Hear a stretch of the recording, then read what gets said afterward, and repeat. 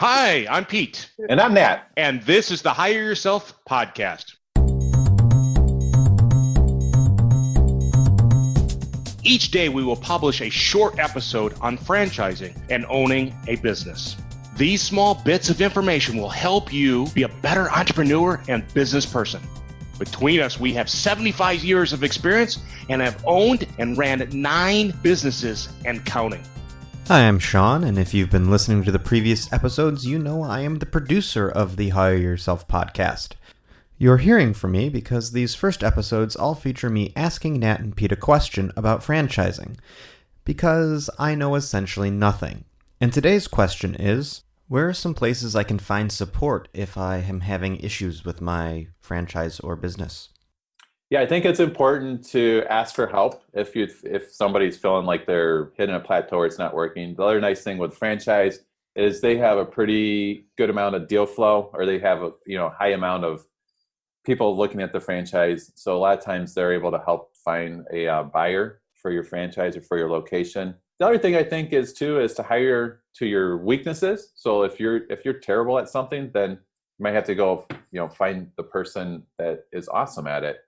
Yeah, I mean, honestly, I think the most people that we work with, because they go through the process and we help match them up to a good franchise, when we touch base with them, they seem pretty excited about life. I mean, I think, Nat, you made a great point there, is that if you are struggling and you're not happy, is to go back to the franchisor and ask for the help, because you paid for that assistance. And if you're having trouble with your sales closing rate or hiring good managers, you need to leverage that. And I always tell people is that when you invest in a franchise, you've also invested in a network of other business owners, and you need to leverage those other franchisees to call them and say, hey, listen, I'm struggling with this. What'd you do when you ran into this problem? And so that's a great point you made, Nat, is that when you are unhappy, you're struggling, is to leverage what you've invested in, that support, that infrastructure, that peer group.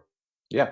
When I started my senior care here in Chicago, we actually had 18 other owners, and we had monthly regional meetings. So it was really a rich environment. We'd all come together. We did a lot of co-op advertising and things like that. So, not only do you have the franchisor, but, you have, depending on how big the franchise system is, you have your other local franchise owners, and then you have entire national network. And then a lot of franchises have annual conferences too, which is a pretty,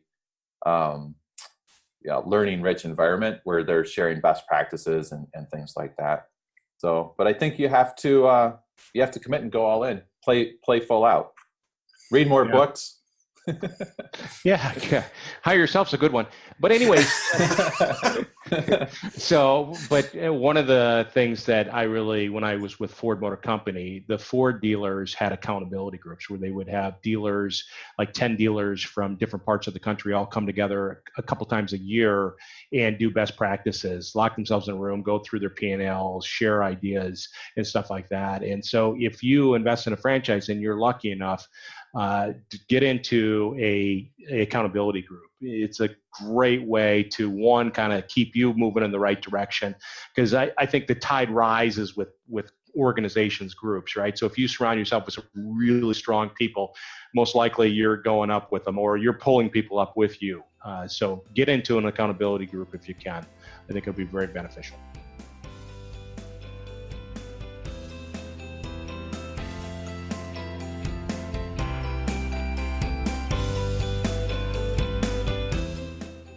Thanks for listening.